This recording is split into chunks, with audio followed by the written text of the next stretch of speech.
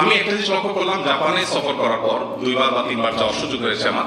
তো সেখানে আমি দেখলাম যে তাদের কোনো কিছুতে কোনো খুঁত আছে কিনা, বাট আমার কাছে খুব একটা চোখে পড়লো না যে একটা ছোট স্ক্রু, একটা হাতল, কিছু একটা, কোথাও তেমন কোনো খুঁত আমার চোখে খুব একটা পড়লো না। তখন আমার মনে হলো একটা হাদিসের কথা, নবী করিম সাল্লাল্লাহু আলাইহি ওয়াসাল্লাম বলেছেন, ইন্নাল্লাহা ইউহিব্বু ইযা আমিলা আহাদুকুম আমালান আন ইউতকিনা।